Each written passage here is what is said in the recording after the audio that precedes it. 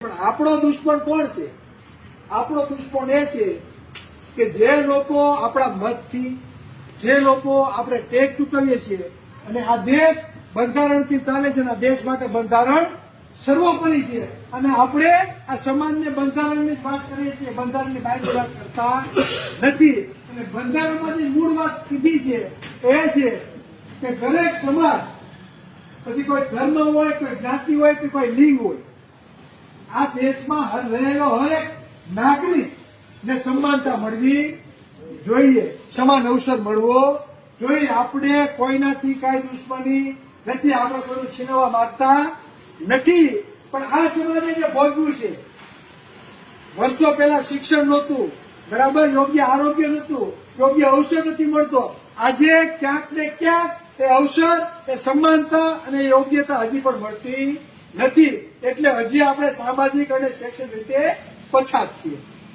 આ આપણું પછાતપણું દૂર થાય તેના માટે બંધારણમાં જે સમાનતા આપેલી છે, બરાબર, એ જ આપણે લેવા માંગીએ છીએ. એથી વધારે કઈ લેવા માંગતા નથી. એના માટે સમાજને વાસ્તવિક રીતે જાગૃત થવા માટે આપણે ગામે ગામ પહોંચવાનું છે. ગામે ગામ અઠવાડિયે એક સભા થાય એવું આપણે આયોજન કરવાનું છે. એના માટે તમે જે પણ ગામમાં રહેતા હોય, જે પણ તાલુકામાં કે જિલ્લામાં તમારા સગા સંબંધી હાર્યું હોય, માસિયાનું ઘર હોય, મામાનું ઘર હોય કે તમારા સસરાનું ઘર હોય, બરાબર, જ્યાં પણ તમને એવું લાગે કે ઇતિહાસ સમાજના યુવાનો સમાજ માટે કંઈક કરી શકે એમ છે તો તમારે એને કાંઈ નથી કહેવાનું કે અઠવાડિયે 1 કલાક આપણે ભેગું થવાનું છે. આ મુવમેન્ટ આપણે ચાલુ કરવાની છે. કેમ કે વિચારધારા છે ને ધીરે ધીરે આવે, કોઈ વ્યક્તિ સર્વજ્ઞાની હોતો નથી, પણ એ વિચારધારા પહોંચાડવાનું આપણે કામ કરવું પડશે. એના વગર છૂટકો નથી.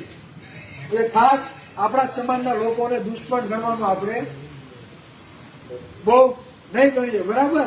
કેમ કે દરેકનો સાથ સહકાર હશે ને ભાઈ, તો જ આપણે સમાજને જ્યાં પહોંચાડવાના છે ત્યાં પહોંચાડી શકશું, બરાબર. એટલે ખાસ કરીને દોસ્ત અને દુશ્મનની ફરક આપણે સમજશું, બરાબર. અંદર અંદરના ભેદભાવ ઝઘડા હોય આપણે શાંતિથી પતાવીએ અને જે સમજ્યામાં નથી એની પાછળ